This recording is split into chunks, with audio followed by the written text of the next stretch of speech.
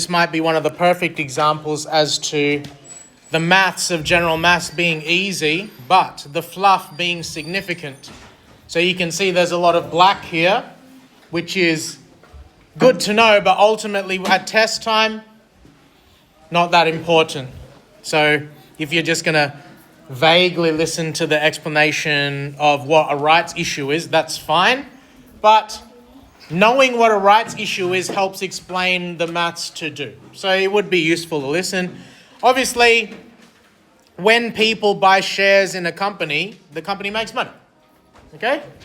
However, we've discussed already that it's easier to keep existing customers than get new ones. So it's also going to be easier to convince existing customers to buy more shares if they've already got shares in that company. I already own something in NVIDIA. I'm more likely to buy more NVIDIA if I'm happy with them. So one way a company can raise money is to have something called a rights issue of shares. In a rights issue, existing shareholders are given the right to purchase more shares in the company, but at a cheaper price. The number of shares they can purchase is given in a ratio, so they might get a certain number of rights compared to the number of shares they have currently. Girls, can you leave until after? Getting these rights just means that you can buy the shares at a discounted price. If you've got the rights to do something, you can choose not to, or you can choose to. Like, you don't have to buy these discounted shares. Buying them means that you've taken up those rights, but you don't have to buy them. There's two terms here that are important. If the rights are renounceable, what does that mean? You can sell those rights to someone else. If they're non-renounceable, you either take them up or just leave them alone. So just remember, you're getting access to cheaper shares. You still have to spend money here. You're not getting freebies.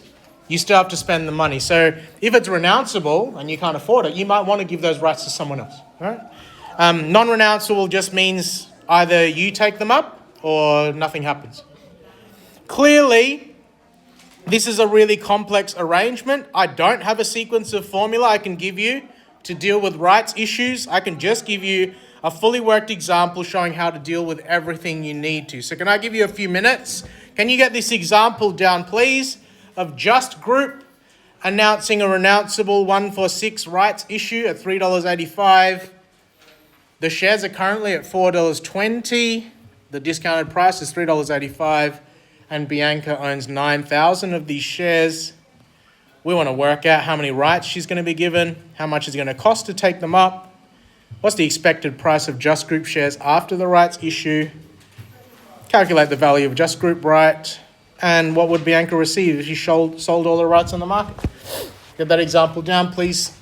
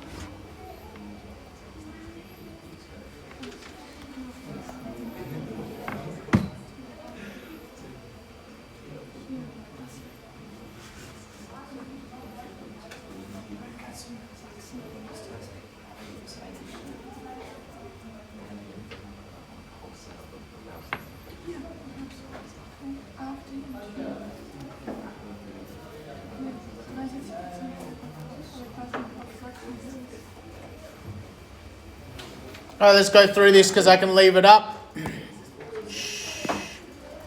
Is the name of the company going to have anything to do with the maths? So ignore just group. Is the 1 for 6 rights issue going to be relevant? Is that your ratio? Yep. You're going to get 1 for every 6. You're going to get 1 right for every 6 shares that you own. Okay. That price is relevant. The shares are currently $4.20. No one cares that it's Bianca. We do care that Bianca owns 9,000 of those shares. How many rights will Bianca be offered? That's where the ratio comes in. So A, how many shares does she have currently? Yeah. 9,000. She's going to get 1 share for every 6 that she has. So how are we going to work out how many she's going to get? What would I do? It'll be 9,000 divided by 6. 9,000 divided by 6. 9,000 divided by 6. She's going to be offered 1,500 rights if this thing happens. B, how much would it cost Bianca to take up all the rights that she's offered? She's being given the chance to buy 1,500 shares at the lower price. So how would I work out how much that would cost? Yeah? $3.85. See why sometimes you might not want to take up those rights? Yeah, it's cheaper shares. It's going to cost me almost $6,000 to do this thing. Okay? C, calculate the expected price of just group shares after the rights issue. So you might have noticed that I skipped talking about this here. Let's talk about it now. If you're splitting the company into 1 extra share for every 6 that exist, is that company getting split into more pieces or less pieces? More pieces. So you're dividing up this company that might be worth $1 billion, but if you split it up into even more pieces, are those pieces going to be smaller or bigger? Smaller.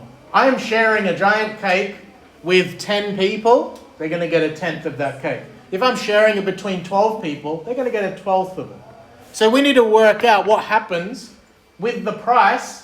This company is going to get diluted. It's not going to be worth as much because I've split it into more. So how do we do that? This is probably the hardest part of this. But if you think about it, it's not too bad. Calculate the expected price of just group shares after the rights issue. This is a dilution calculation. Dilution calc. You're getting 1 for every 6. So we need to work out what 6 shares were worth to start off with. What's the current price of the shares? $4.20. So this maths is going to tell you what 6 shares were worth before the rights issue. $25.20. After this rights issue, I'm getting 1 share for every 6. And what was the price of that 1 discounted share? $3.85. So it's going to be $3.85. If I add those two together, 5, 10, 5, 6, 7, 8, 9, what does that $29.05 price represent? How many shares does that? 7. So if I wanted to work out what 1 share is now worth, 29.05 divided by 7 is going to be 29.05 divided by 7, $4. Is that slightly smaller than the current price of $4.20? Yeah, that's what the dilution is going to be. So calculate the expected price of just group shares after the rights issue, $4.15 after. D, if you could sell the rights, which she can because they're renounceable, she can give them off to someone else, what would they be worth? Because they're worth something. People are willing to pay a little bit of money to access these cheaper shares. But what is that worth? The value of a right is going to be the diluted price, $4.15, minus the discount price of $3.85. They're worth 30 cents.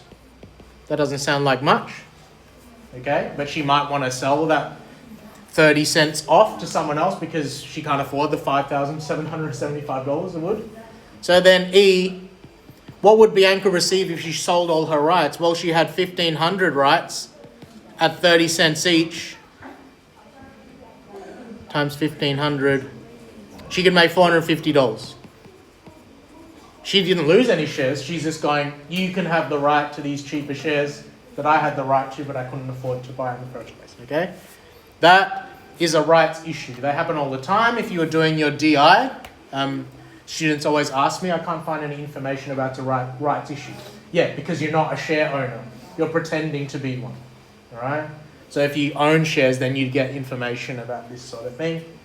As a student, no. You just need to do the maths, okay? So all you're doing today, 7D.7, question 1 to 4.